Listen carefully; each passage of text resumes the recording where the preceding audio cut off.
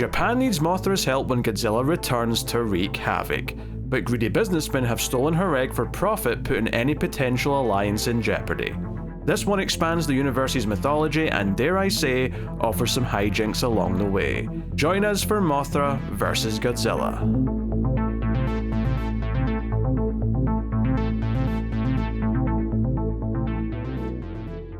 Welcome everyone to the Atomic Cinema Experiment. I am Peter, and joining me as always is David.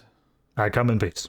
This is a science fiction movie podcast, and we're back to working through the Godzilla movie franchise, and today we're looking at the fourth entry, which is Mothra vs. Godzilla from 1964. Godzilla's still the villain in this one. He's the antagonist. Mothra is effectively the good monster.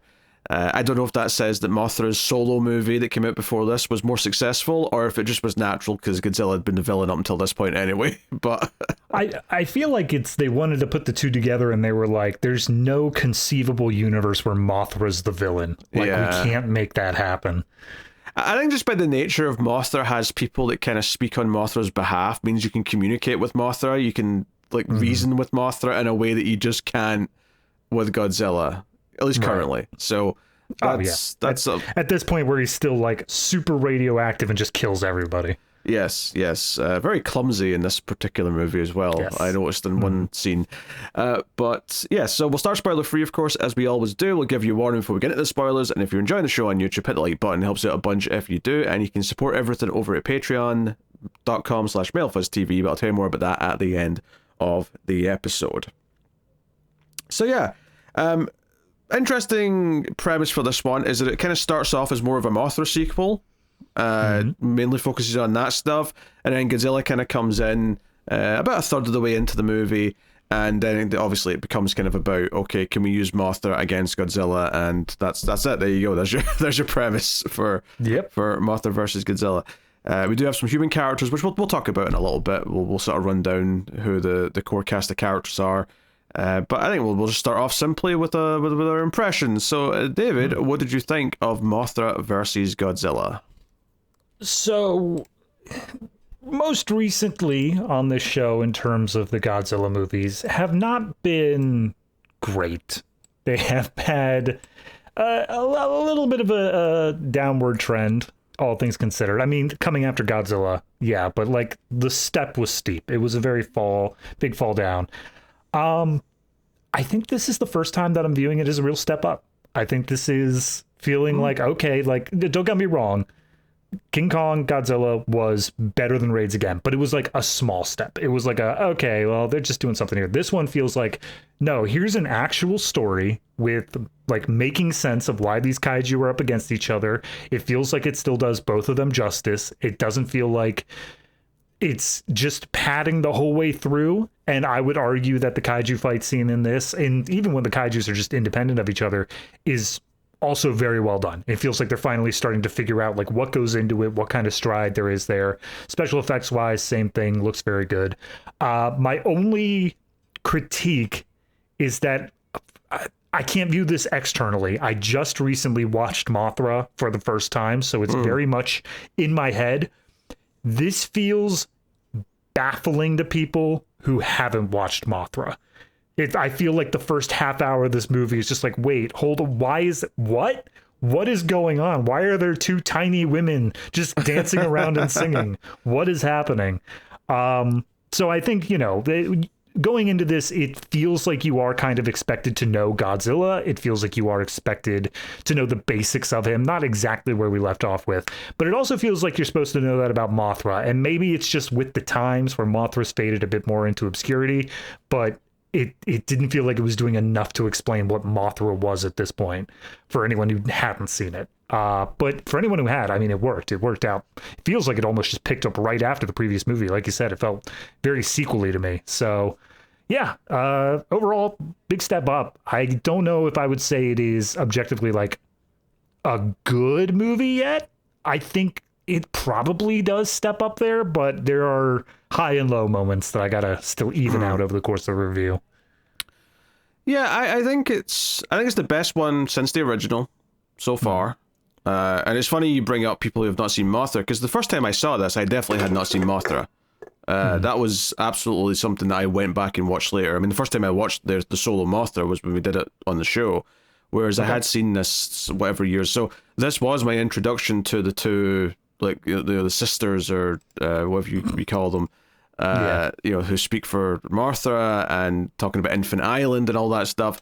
I don't think it's too confusing. It maybe comes off a little bit weird, but if this is the first time you've ever encountered any of that stuff, but it's kind of that thing where if you watch more Godzilla, even if you never go back and watch Mothra shows up in more Godzilla movies, and you just get used to this being Mothra's shtick. This is Mothra's thing, and you just kind of like learn to accept it. Obviously, yes, it does make a bit more sense if you've seen the Solo Mothra movie, but didn't hinder barely. Things. It's not like they've super explained the two little things in that movie either. But they don't.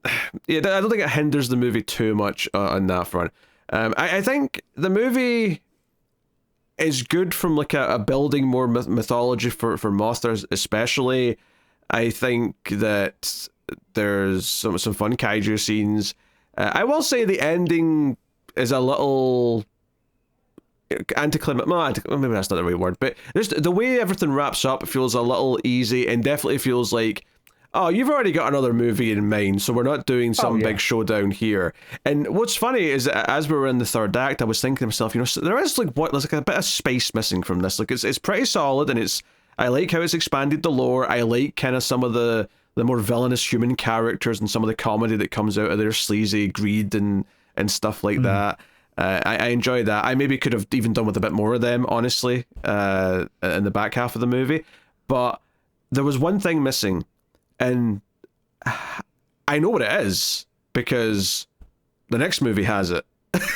Like I know exactly what it is. It's missing like a really big antagonist that is going to like drive everything and with a lot more urgency. Because here it's kind of like, okay, Godzilla's around, and he's going to keep causing havoc, but it just kind of feels like, okay, Godzilla's came to town before, and yes, he is still knocking into buildings, and he's, people are still running and scared.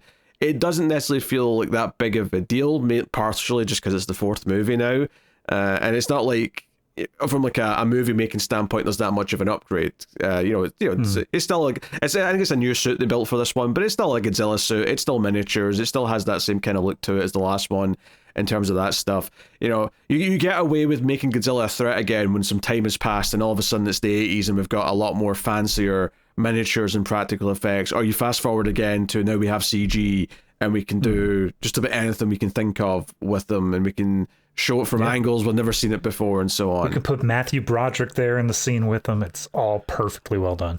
Just not what I was thinking, but yeah. I think the Godzilla stuff, well, it's fun to see him, and it's fun to see some of the fights. It's probably the most like kind of like, oh yeah, we're just doing Godzilla by the number stuff at this point. There's nothing particularly special about it for the most part.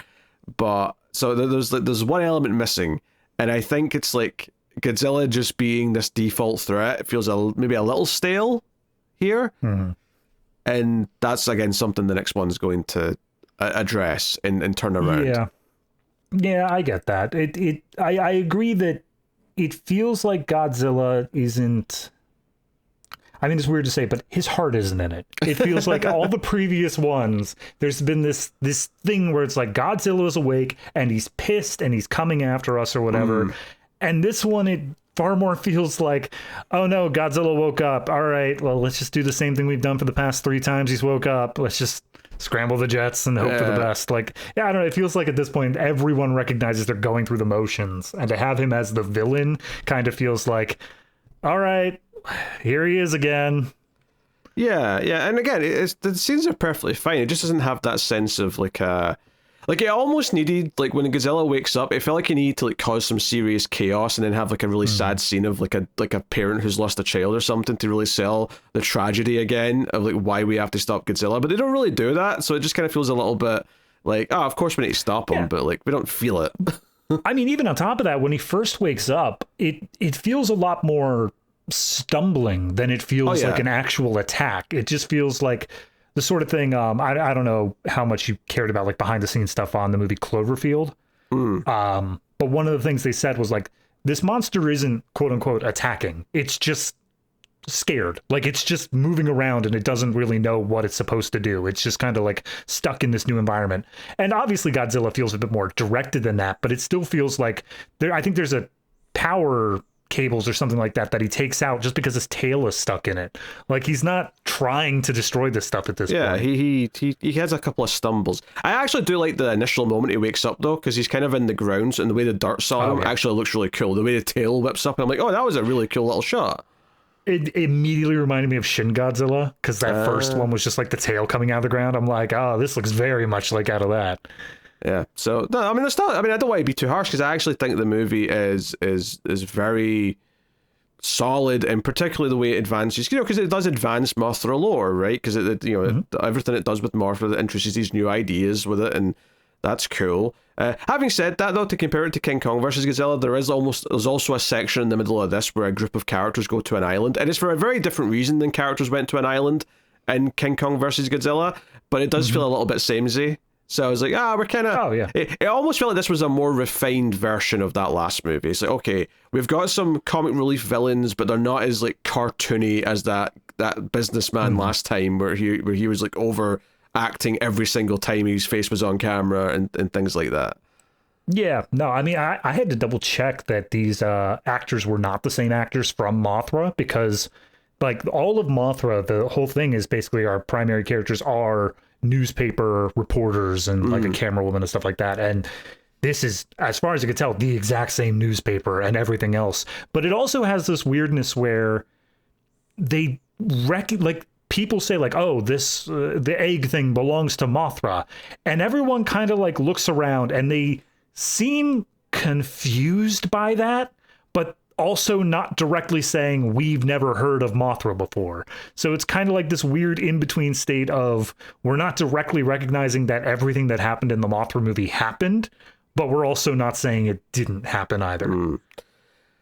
Yeah, I mean, characters, like, honestly, like, I couldn't tell you any of their names, and you almost don't need them. You've got reporter, you've got his photographer, you've got scientist man, you've got greedy businessman, and you've got the money man above him, and that's all. Double greedy businessman. Yeah, that's all the characters and descriptions you need, and they're all functional enough. As per usual, they kind of like fade away in the last act, where it just becomes about the monsters, so there's not as much of them or as much for them to do in the last act. But they're solid enough, particularly the greedy businessmen and stuff, because there's some sniveling, and like the money man's kind of evil and not chomping on the cigars. Like, we can make so much money, we're going to do these evil things. They basically want to build Jurassic Park around something, and it's like pretty, you know, just slimy and greedy and all the rest of it. I'm never going, because obviously this has an environmentalism angle. Like, it's a bit there, but it feels like it's a lot more just harping on the, like, screw the capitalists who are willing to doom everything for the sake of a quick buck. And I'm like, yes, please. More of that. Thank you. I asked twice in a row now, capitalism's been kind of the main target, you know, of stuff. Keep it up. Yeah. Godzilla's a comrade. Keep it up. So yeah, I don't really have that much more to say without spoilers, to be honest. Like, it's you know, it's decently paced. I wouldn't say it's amazingly paced, just because there's definitely a couple of stretches. Even at 90 minutes, it does feel like maybe there's a little bit of, like, you know, we're going to listen to this tribe sing a song for a minute just to, you know, kill some time. Yeah, there are a few of those. That's one of the things I feel like it picked up from Mothra, because Mothra, there were a lot of these songs to speak to Mothra coming in through that, and I feel like that's something it carried over. But in this, it does feel a lot more deliberately paced out to be like, nope, okay, we're just going to spend some time hearing this here. Hope you enjoy. There is, I don't even know if it's a new track, but there is a theme that plays when it's Mothra fighting Godzilla that has like these escalating scales to it that are very reminiscent to the original Godzilla theme. But I really like that track. Like, this is the first time, like, as it was playing out, I'm like, this is adding to the scene almost on par what the original movie had. I mean, this is the first one that's really brought the Godzilla theme back and actually gives Godzilla his theme. There's kind of a separate theme that's just Mothra's, and then there's kind of this, like, sort of slower building up music that's kind of based on the Godzilla theme, but it's more that's kind of the one that, like, I really love. Yeah. Yeah, I would say that's more like the fighting Godzilla music as opposed to the Mothra theme, just because it's specifically when Godzilla's there too, and it's kind of like, like, you know, they're doing it. It's almost like in T2 when it's like, oh, he's getting towards the ledge. Oh, another shotgun blast. Oh, Godzilla might actually lose. He might actually lose, and then no, the music's actually quite good. I'm glad you brought that up because the music stuck out to me here after being pretty forgettable in both Raids and King Kong vs. Godzilla. And part of that, I mean, Honda directs this again, right? Ishirō Honda. You know, I wonder if part of this is him being like, oh, hey, like the music we had in our first movie was so good and memorable and iconic, and it feels that we've been kind of dropping the ball on that since. Can we do something where it feels that we've got big epic themes to make things feel important again? Entirely possible. I mean, I'm looking up the composer right now, but maybe it is a sort of thing with these past movies where they have kind of been going like almost through a checklist of like, what do we need to make a good Godzilla movie? What are the things that have to be carried over? Is it the human characters? Is it like the widespread destruction? Is it Godzilla himself? And just like seeing exactly what stuff needs to happen. And I think a core theme, a good musical deep score to it is definitely something that is helpful. I don't know if it's necessary, but it's much more helpful to have that. Yeah, for sure. I mean, Honda obviously did the last one, but I wonder if, like, because it was like, hey, we're using King Kong, maybe we have to agree to a bunch. Not that I think Universal were like, hey, don't use the Godzilla theme, it's too good. We don't have anything that matches that. Like, I don't think obviously they dictated the music, but I just wonder if, you know, a series of like concessions were being made or whatever and that got in the way of like some of these decisions that otherwise would have happened. Yeah. I mean, I'm looking at this this composer's stuff, and he was a composer on like all of them. I'm seeing King Kong versus Godzilla. He was the composer in that. So why they didn't bring back the main theme, I really don't know. But I'm happy they had it here. So it's not like a person is back. This was a clear choice from the director and the composer. No, this should be back. Well, like, why haven't we been using this kind of thing? Probably. Yeah, because it did stick out. It did stick out to me. So no, very good. Yeah, other than that, you know, performances are fine. It's not like the characters are the big dramatic roles that, you know, get a lot to do as far as acting goes, but no one was sticking out to me in a negative way, so that's fine. But other than that, there's not really much to say other than just, you know, once again, it kind of commits that sin where a lot of the kaiju stuff takes place in like a countryside or a rocky area as opposed to, you know, in a city, right? There's a little bit with Godzilla at one point, but it's not much. It's kind of like, oh no, because the excitement now is like one kaiju versus another, we don't necessarily have to have all the buildings around. But it does, like, it feels like you're doing kind of the same cheap trick almost when, like, a lot of the stuff in the last one was also in the countryside, and it's like, it's a very, like, cheap way of, like, just doing something simple and basic. You know, especially in this era, I feel like it doesn't matter as much now in the same way, because, like, the effects are so detailed, and they can feel so epic with the sort of angles we can get of them and things like that. Don't get me wrong, sometimes the geography of having the buildings around as these big obstacles will add to it still, but I feel like here it does feel a little bit more like, oh, we don't have to build any models, we can just have a few fake trees, and that's, you know, that's all we need.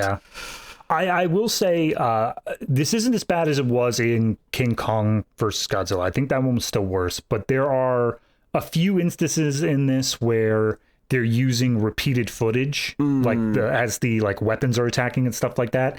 And there's also at least once where they had to blue screen in Godzilla and their keying was just off. Like Godzilla was like halfway see-through against the sky. So it's not like the special effects are, you know, really great even with the minimal amount that they use here either, but there are also other shots. Like during the review I gave of Mothra, the one section of like the larval form going across the ocean I thought looked great.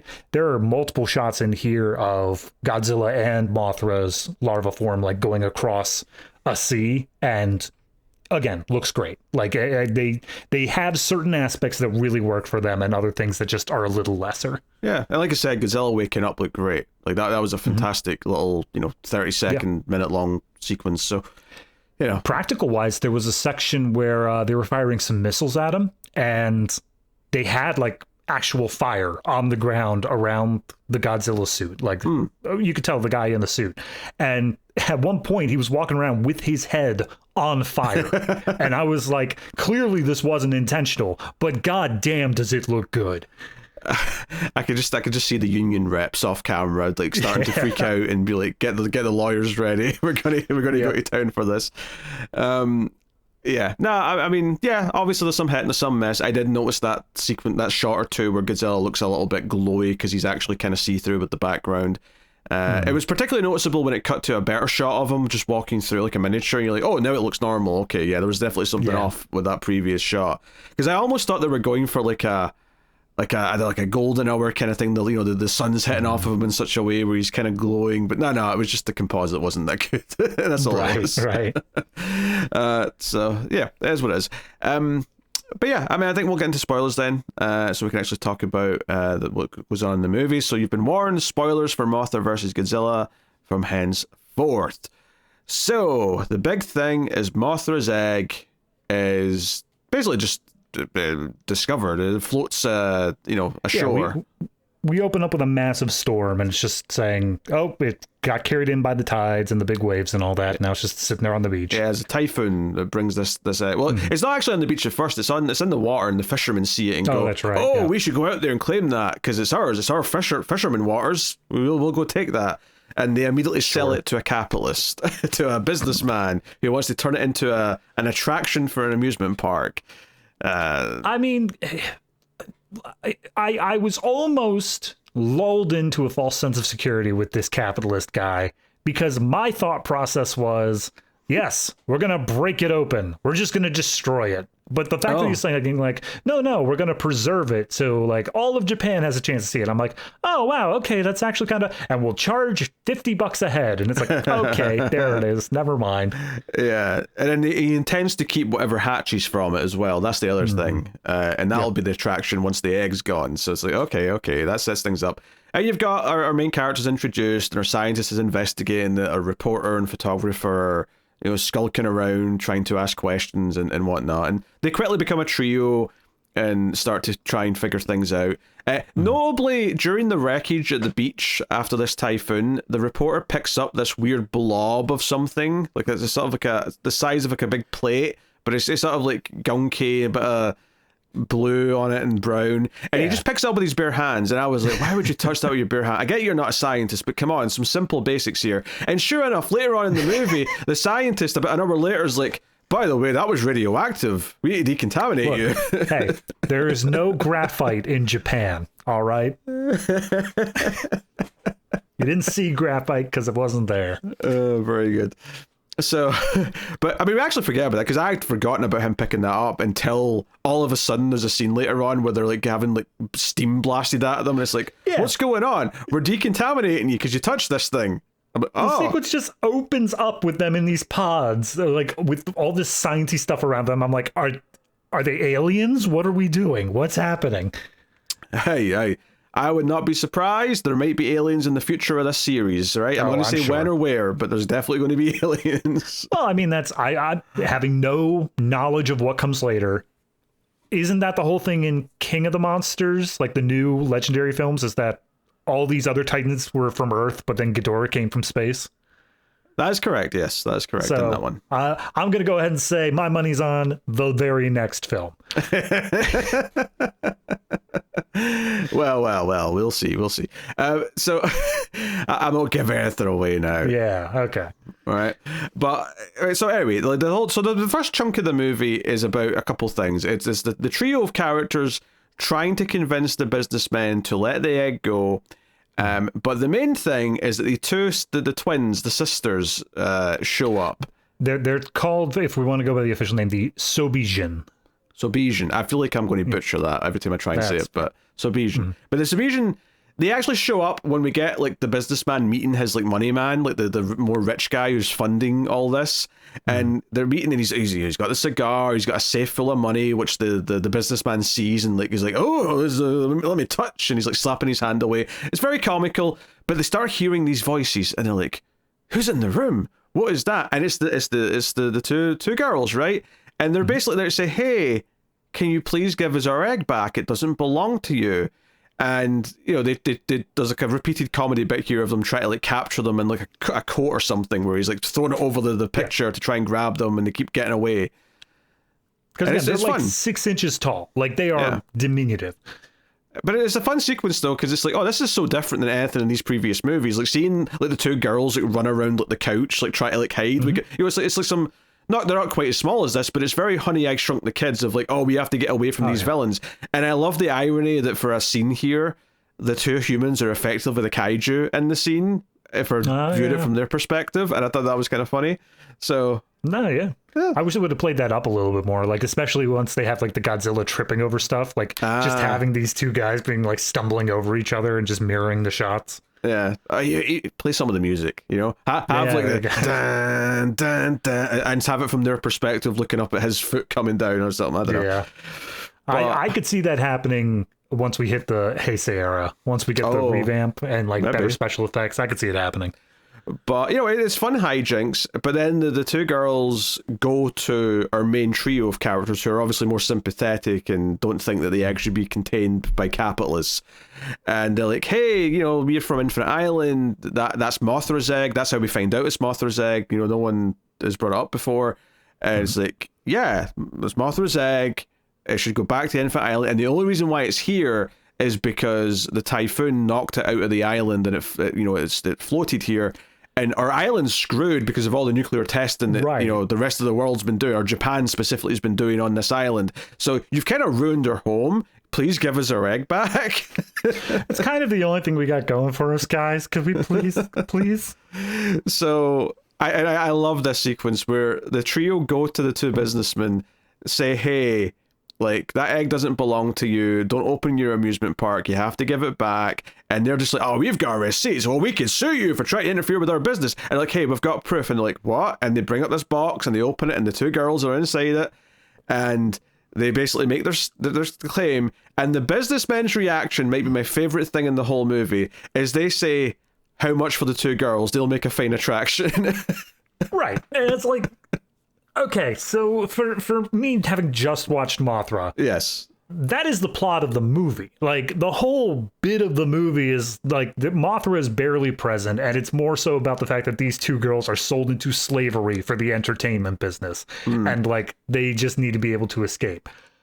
The fact that it's happening, well, it's teased to be happening again, makes me think like, okay, maybe this isn't a different continuity, because you would think the story of the 6-inch girls would have spread around a little bit to the point where the fact that this guy's trying to do it again seems like he's not aware of it happening the first time. No, I think you're probably thinking about it a bit too hard. I think it's just loose continuity in the same way that each Godzilla film to each other doesn't feel like ironclad and content, in the same way that most franchises with sequels do, where it's like, no, this is clearly a continuation of these characters. It's always kind of vaguely, kind of like comic books actually, where like you've got 80 years of Batman and lots of it vaguely still happened, but like specific details might have moved around a little bit here or there. Or it's like, what things are in the Batcave? Screw you, whatever the artist wants to put there. Exactly. It's like, we'll take what we want and we'll not use what we don't want. Yeah, I was good, because then, I mean, obviously this is like 10 minutes from now, but the appearance of Godzilla, he just pops out of the ground. It's like, I'm pretty sure he was in the ocean at the end of King Kong versus Godzilla, but all right, whatever. Yeah. I mean, I know he swam inland and had a nap, I guess. Yeah, he just dug a pit and laid down in it, and then they filled it in on top of him. Why not? Well, yeah, I don't know. And I feel like maybe the whole callback to like the plot of Mothra is just kind of like a, yeah, of course the capitalist wants to do it again. Like, of course he just sees him, that's his first idea. It's just a reference, and, you know. I also love the idea that, like, you know, all of our heroes, the main trio, are like, oh no, these are people, like they have a claim, like clearly these are human beings, and then the capitalist just like, doesn't look like a human to me, looks like something I could sell, I'm gonna sell it. So that's basically it, and like the girls just leave with Mothra, who's waiting for them, and they say Mothra's like, you know, dying and like she's nearly dead. And I love the bit though when they are trying to make the initial pitch to the trio, they're just like, it's like, oh yeah, that's Mothra's egg. And they're like, Mothra? What is Mothra? And they're like, oh, you know, it's nearby. And then they just look around for like 30 seconds. And then over on a cliff top is this giant ass moth that somehow nobody noticed before then. But no, they leave.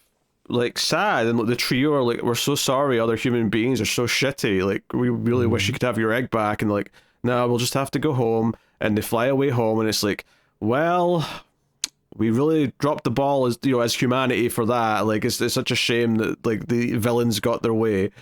I think the next cut immediately afterwards is like a newspaper stand that says like humanity should be ashamed of itself. Yeah. Yeah, and then the company that's opening the amusement park's like, this is slander. You're just slandering us. We've got good business ideas. Come to our park. So many new jobs. Everything's great. Don't question it. Making Japan great again. What? So it's like, okay, all right, and this is a good setup, because when Godzilla does appear, which is pretty quickly after this, and he wakes up, and like I said, looks great, dirt all dripping off of him and all that. It's like very quickly after he's been stumbling around for a bit, which we'll talk about. Like this one other newspaper guy at the newspaper who's always eating an egg, because he was introduced that way at the start, eating an egg when they're talking about the big egg. He's like eating an egg again, and he's like, why don't we just ask Mothra for help against Godzilla? And the boss is like, don't be stupid. Wait a minute, what did you say? What did you say? It's genius. That might be the dumbest thing I've ever... Wait a minute. Hold on. I just got an idea. So it's like, well, we kind of screwed them over, though. Why would Mothra want to help us? Well, we can only go and beg, so that sends them on their mission to go and ask for help. And Godzilla, when he first wakes up, he does legitimately... You said it was a power cable. I guess it was like a power tower, because and a whole tower like collapses after he gets his tail caught, and it crash lands into his back, and he sort of turns around like, who's throwing shit at me? Like he's so pissed off. I would love if that's the like in-universe reason as to why he's pissed at humanity this time. He wakes up, knocks over a tower, it falls onto him, and he blames us for having put it there.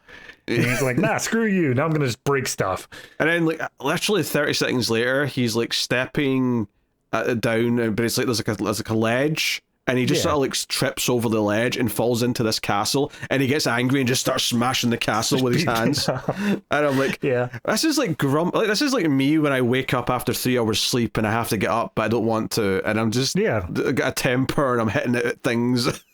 Absolutely. I think the only thing he like intentionally destroys is he walks by a like an industrial power something or another. Like, it's got a bunch of smog or whatever coming out, and he uses his atomic breath to take it out. And it looks good. There's fireballs and stuff. I mean, that stuff's fine. I do think when it cuts back to them, whilst we're following the island plot, we get like just a couple of snippets of the military being like, okay, this is what we're going to do, and then we just see like missiles being fired at them, and there's not much to it. It just kind of like, oh, it failed.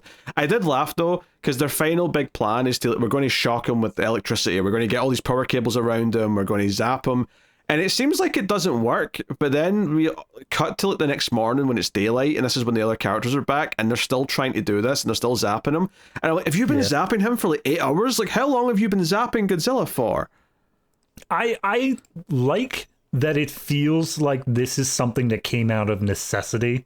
Like in the original Godzilla movie, ostensibly he has no weaknesses. His weakness is the same thing that would murder literally anybody else on the planet, which is the oxygen destroyer.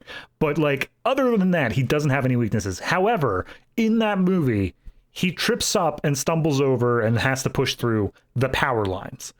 So I feel like that has slowly morphed its way into, electricity is something that can at least take him down. It is something that is weakening to him. And it feels like it's just there for the purpose of, if we made him as invincible as he was in the first one, we could never hope to beat him. Yeah. And then ultimately he just gets out of it by using his breath on one of the towers for the power cables, and then that's it, no more electricity. Well, the humans specifically are like, give it more power, and they're like, we can't, we're at max, and he's like, do it anyway. Oh, that's right. And they end up burning out all the fuses on their generators. Yeah, and then he like melts the towers with his breath, and he gets out of it. So it's like, and that's pretty much all the Godzilla stuff we kind of keep cutting back to and forth whilst the characters are on the island. And the island stuff, this is where it was like sagging a little bit. Like, I like them having to go ask for help, especially after humanity's kind of screwed this island over by its decisions. But, I like the idea here. But, it's a little like, we're going to have the tribes people say no, then we're going to hear some singing. And then at the very end, they're going to like talk to Mothra. Like, the girls start singing to Mothra, and Mothra's apparently responding back, and the girls turn around and say, Mothra's going to help you. because Mothra is kind and just, and she's almost dead, and she wants to help her egg. Mothra's defender of life, but also has some skin in the game, so why not? Yeah. Like 2 or 3 little things that I just need to mention about this sequence. First off is, as the Shojibun are like talking to the people and they're saying like, oh, you have to be able to help us. The tribe has gathered around behind them, and I swear to God, this is like the perfect reaction gif like moment where like, as it's saying like, you have to help us, the tribe just goes, no. And then when the little Shojibun are just like, I'm sorry, there's nothing we could do, it cuts back to the tribe and they're like, yes. And I'm like, that's perfect. I don't know why no one hasn't used that before. I feel like they were kind of like crowd reacting to the conversation, like everything they were saying during this conversation when the trio were talking to the girls. They kept being in the background, like reacting and like nodding or shaking their heads in whatever way it was going. But it was like the same shot both times, and it was a cutaway over. I'm like, you could use that so easily on like a Discord server or something for just general reactions. The other thing, and it took me aback for a second until I realized it was just an error, I assume. In the background, when they first land on the island, there's a bunch of like bones of creatures and stuff like that.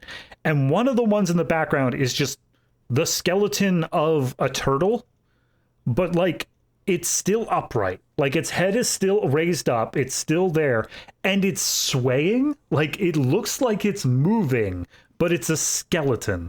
And I think it's just an error. Like, I think they're just like, oh yeah, the wire, whatever that was holding it up was just loose or in the breeze. But for a moment when I saw it there, I'm like, are we going to call attention to the skeleturtle in the background? That seems kind of important. Nice catch. I didn't notice that, but a nice catch.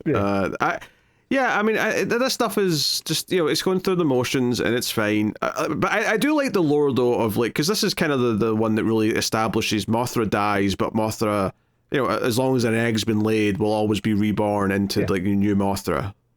Mothra is the xenomorph of this universe. So it's like, okay, that gives us a reason for Mothra to still care about what's going on, aside from just being good, in general. And we get effectively 2 big sequences. Once Mothra shows up to fight Godzilla, we get a big fight sequence with Mothra and Godzilla, where Mothra ultimately is going to lose, but does put up a hell of a fight. Drags Godzilla around by the tail. Mothra only loses because she was already on death's door. Like, if she were like full-powered Mothra, Godzilla wouldn't stand a goddamn chance here. But, Godzilla eventually does atomic breath to her wing, and she sort of dies, like, sort of hugging her egg, and it's all very sad. But the fight is good. I will say that occasionally, I assume this is because they could only make the wings flap so fast, so they had to, like, speed up footage. It does have, like, almost like a stop-motion look to some of the movement at times, because they've sped it up. But, it's fun. I'll also give credit to the, I'm assuming, puppeteers, because that was definitely the dude in the full rubber suit being dragged around by Mothra.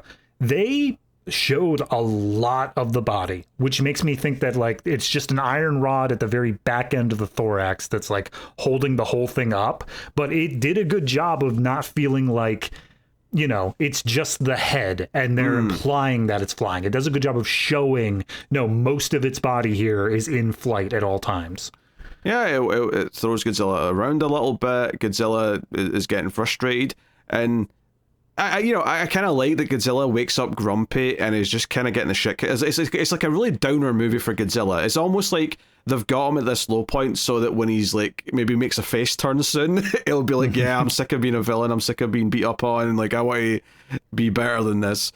So you were saying him at a low point. When Mothra first shows up, it just keeps crowding Godzilla. Like, she's just right on Godzilla, and it keeps doing really, really rapid cuts of like the tail, the wings, Godzilla's face, like all these different things. I was getting a goddamn panic attack. And I can only imagine Godzilla was in the same sort of thing of just like, oh God, why is this giant bug on me?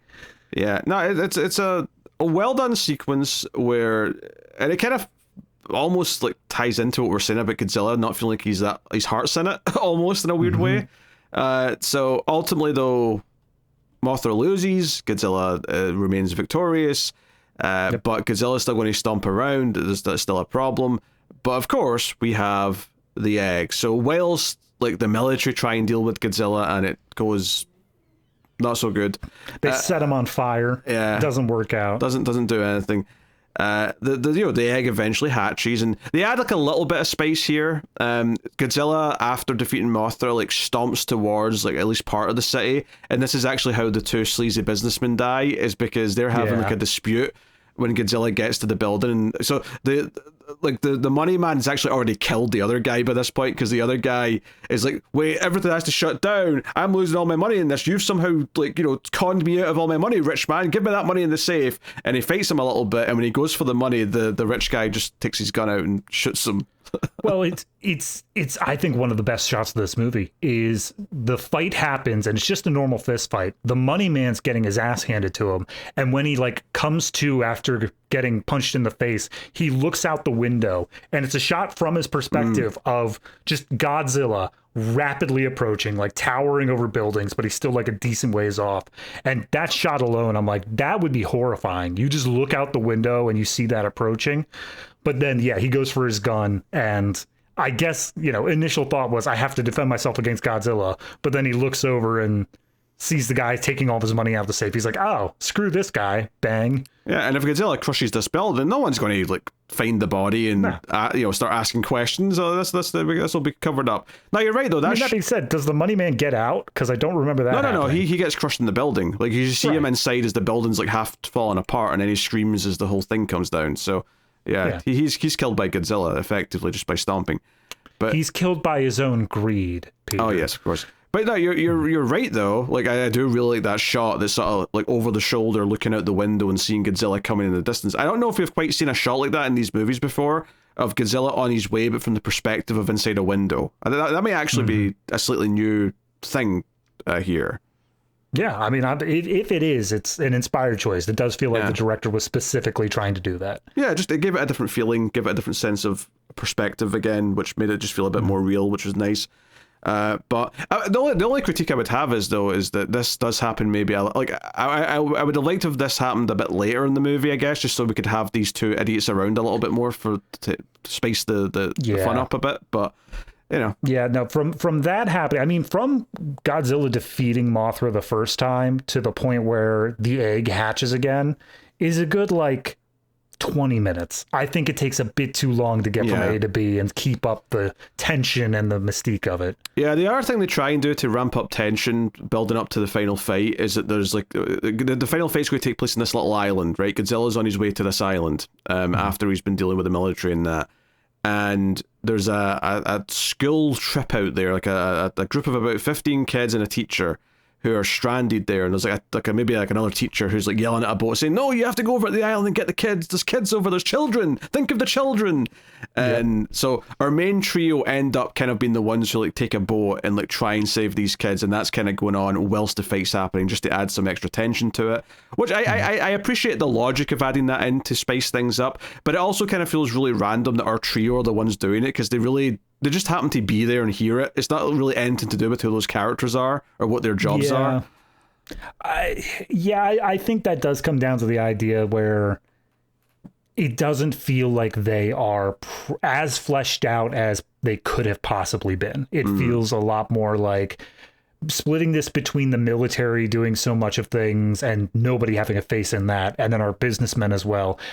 I think having 3 characters here made it just a bit too broad for them to really give any sort of deep characterization on this. Maybe if one of the kids was one of their kids, maybe just to give them a personal reason. Yeah, possibly. Or I mean, any sort of family connection probably would have done well there if it was the other teacher or something like that. Or, and this is, I get why they were using the news reporters for the sake of carrying over from the Mothra plot, but turn one of the news reporters into a teacher, turn one of them into someone who has something to do with these kids, because honestly the news reporting aspect of this does very little for the plot as well. It doesn't feel like it's that important to things. You could have the photographer and that's all you need.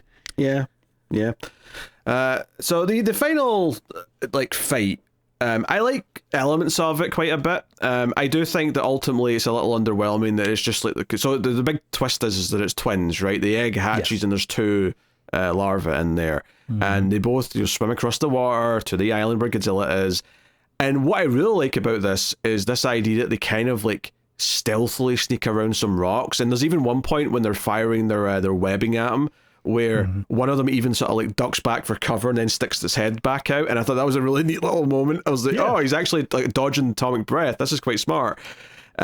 Having said that, it is also just them shooting webbing for like 5 minutes until Godzilla's like almost like he's in a straitjacket of webbing and just can't do anything, and he falls down into the water. That's like a little bit of an anticlimactic ending to it, but I like the strategy of the larva in the fight, if that makes sense. Right.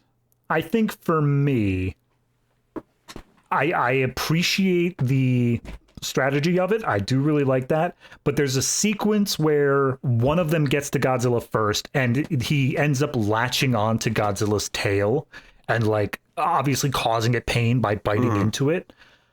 I think, and it would require a little bit of retooling, I needed one of the larvae to like play the sacrifice play, like to do something where it's like, okay, in order to take out Godzilla, like because like what other point is there to being twins, you know?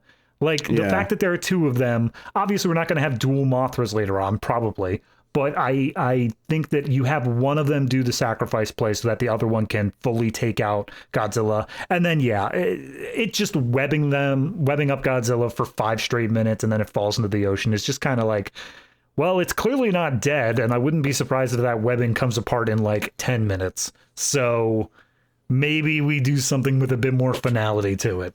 Yeah, because once he falls in the water, it's just like, oh, that's him defeated, I guess. But he's obviously not dead or anything. He's clearly still fine. He's just, you know, a little like I wouldn't even say he needs to be dead, but like we need to say something that this threat is over. It didn't feel like the threat even ended in this situation. No, instead the two girls just ride the larva back to the island and sort of wave goodbye as they do. And our main characters look out and go, the only way we can thank them is to make the world a better place and not be, you know, consumed by greed. The end. There you go. Please buy tickets for the next 7 Godzilla movies. Oh dear. So yeah, being a little bit cynical, but I think that it does like add to the mythology in a way that like King Kong versus Godzilla had some fun moments and funny bits and funny characters, but I don't think that it added anything to the Godzilla lore-wise. And well, I don't think this one adds much to Godzilla's lore. It does add a lot to Mothra's lore, and maybe also kind of, you know, and maybe, like, I don't know, maybe it was intentional, like Godzilla's just a grumpy asshole in this one. Like, he's not like evil. Maybe that was an intentional choice because they wanted to try and develop him. It's very thin if it is what they were doing intentionally, but it is there. So that's something. Yeah. No, I mean, I like the ability to come in here and there is just the status quo to things. Like, I appreciate when they add lore to stuff, but whenever we get too deep, whenever we get too much added, it does feel like, is this something that's going to stick? Is this something that like is going to be a thing that I'm going to have to remember specifically as having happened? Having a status quo to just keep falling back on, whether it's that deep or not, I appreciate that, because it makes it so that these things can be just watch them in whatever order you'd like, take it in as much as you can, and like if there's going to be any sort of carryover, it's going to be something that is obvious when you go into the next movie. I mean, I think it's important to add lore, and I think what you're talking about is basically just when it's not good. Like, if it's good lore, it'll stick around and it'll be part of the new status quo, and if it isn't, then it won't. And that's when it feels like it was maybe a bit of a waste of time. But, and hindsight's part of the thing here, but, you know, this does stick around. This lore for Mothra is pretty consistent, you know, going forward. And, you know, I think it does freshen things up with having the fun of the two girls, like, getting chased by the men and, you know, the sleazy businessmen. I think it does have the slightly different fights. I like the strategy of the final fight with the larva, even if it is a bit one note perhaps in the end. But I do think it works and is smart. So, you know, I appreciate that stuff. But at the same time, it's not a complete knockout either, where I'm like, oh, this was super thrilling and it was like excellent at pace and made me feel things in quite the same way that, like, you know, anything close to the first one. And I'm not saying that to be fair, any Godzilla movie will make me feel the same as the first one. That's a tall order. But I think this was definitely inching a lot more into just good movie, as opposed to, oh, it's fun in the kind of like a cheesy bad way like the last one was. Right.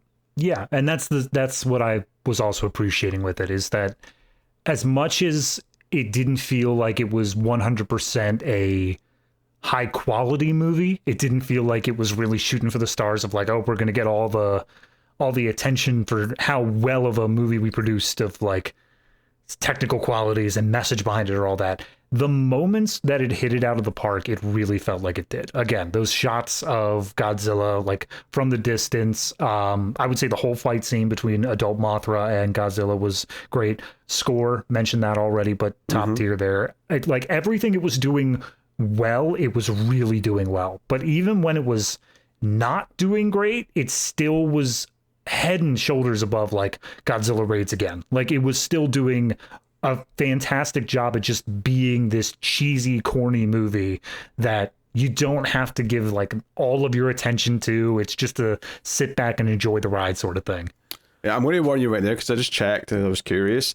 The photographer from this movie, that actress is in the next one, but she's not the same character. So I'm just warning you that right now. God damn it. Every time. All right. So don't worry about that. Just put that out of your head. Yeah. I'm looking forward to getting to the next one though, because the next one gives us like a villain, like monster, like a proper villain monster, and I'm excited to get to that. I've done deep dives on like the other kaiju from the Godzilla verse, like especially when the Legendary Universe was taking off, like King of the Monsters. I was like, okay, what am I looking for? I know it's much further down the road. It's like Heisei and stuff like that, but like I love the Godzilla like really big one, the Biolantes and the Destroyers and stuff like that. I can't wait to get to that sort of stuff. But even in the meantime, I'm curious to see what kind of monsters we have to get to that point. Like, how do we end up at these world-defining creatures? They won't all be good, right? There's definitely going to be some bad. But the next one introduces maybe my favorite kaiju aside from Godzilla. Anguirus. No, wait, we already had him. Definitely Anguirus, no. So I'm looking forward to that. The next movie, of course, is Ghidorah, the three-headed monster. So there's no spoilers for who I'm talking about because it's literally the title of the goddamn movie. But yes, we will get to that next time. But I just want to see if there's any other monsters in that movie. Oh, Rodan's in there too. Yep. Good Rodan. Yeah. Who I assume had his solo movie by that coming out. He had. Yeah. You know, I don't know if we want to even like keep this part in here because depending on your answer, I don't know if I want to commit to it. But I've been debating. You have not, over the course of the show, done like all of the backstories to some of these. Like you never did Rodan on Atomic Cinema. Should I go through? Like, I kind of want to go through and just like have that as like extra knowledge on the back end. I mean, that's up to you. I'm not going to stop you. All right. I mean, I might. I don't, I don't want to commit to it, but I am curious about the Rodan movie. I saw it sitting there as I was looking through like Toho's history, and I'm curious to see what they did with it. Okay. So just know that might be around. Which is not us saying we'll do an episode. Oh, maybe we should consider it, but like that's just you doing some extra homework for the sake of having knowledge. That's just me and my completionist tendencies to want to do everything for all of the things. All right, David, what are you rating Mothra versus Godzilla out of 10? I said at the beginning, I don't know if this quite stretched into good. I feel like it did. I feel like it got up to that territory. Especially when I'm looking at like previous ones that we did. King Kong versus Godzilla, I give a 6.5, and I feel like this is head and shoulders above that. So overall, I think I'm going to say it creeps up to the 7.5. I think it's there for me. It's very well done. It's got good moments to it. And obviously this is going to be more of a twofer between this and Ghidorah of like the things that really solidify Godzilla in our minds, of things of like, here's the recurring motifs that have been brought forward into time. But I think this was a great step in the right direction. It absolutely sold Mothra to me, because even watching Mothra, I'm like, all right, Mothra wasn't even that big of a part of it. This one, Mothra is awesome. I love Mothra now. So 7.5.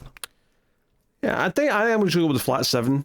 I think, I kind of stand by that we're not like outright super like good yet, but good in the context of like the franchise and in context of like kaiju. sequels, absolutely, where this is like a solid entry that does some things that make it very much worth the time revisiting if you're going through the franchise, as opposed to some other ones where, like I said, the last two, you're just kind of like, like, did they offer that much of a reason to go and watch them? This does offer some meaningful things. So 7 out of 10 for me. Fun time. So, all right, there you go. So David's not got a homework movie this week. He's not been doing them for the Godzilla movies. But he'll be back with that next week. In the meantime, I'll tell you what is coming next week as our main review. Next week, we're doing a new film that was, I think, a Netflix movie in the last couple of months, and that is War Machine. Not to be confused with the Marvel character. Yeah, you really just took me down a peg there by saying a Netflix movie in the last year. It's like it's basically Predator with like a giant robot, I think, in the forest or the jungle or something. Let me just look at some of the top cast here. Oh, Dennis Quaid and Jai Courtney. Wow. I'm expecting so much. People were talking about it. I felt I needed to add it to the schedule. It was in the discourse. People were talking about it. It consisted of a lot of retching noises and screams. It was in the discourse. It had to come up. But that's what's coming next week on the show, so look forward to that. And of course, you can support the Atomic Cinema Experiment and all the shows we do, like Collector's Cut, our other movie podcast, where we do themes and seasons of movies. We're still wrapping up our 2025 in film season, but we've only got a couple of weeks of that left. But you can support everything over at patreon.com/MailFuzzTV, get access to the bonus ratings rundown segments we do for every episode. And of course, we do a monthly bonus show called Extra Reels, where we review some of the worst movies ever made. And that is a hell of a time. Sometimes they can be sci-fi. If it's something so wretched, obviously, at a glance, it'll be on that instead, because no one's going to click on a review of this like 1 out of 10 movie from... So you think. So I think. But so there's been a couple of sci-fi movies there, but it can be any genre on Extra Reels, and we've covered some absolute dreck and some fun gems that are delightful in their badness. So if that sounds like fun, you can go check out that. The 1 out of 7 or so that makes it feel like the show is still worth it and doesn't make me quit. For us, the audience seems to enjoy most of the episodes. Audience loves 7 out of 7. Yeah. Absolutely. So yeah. But so go have a look, see if you want to support everything. Thanks to everyone who already does. It does make the podcasts possible. But that is the show, everyone. That is the Atomic Cinema Experiment. So we'll be back next week with War Machine. We'll be back in about a month's time with Ghidorah, the three-headed monster, for the next Godzilla entry. But that is us. Thank you once again. We'll see you next time. Keep watching science fiction and computer ad salsa.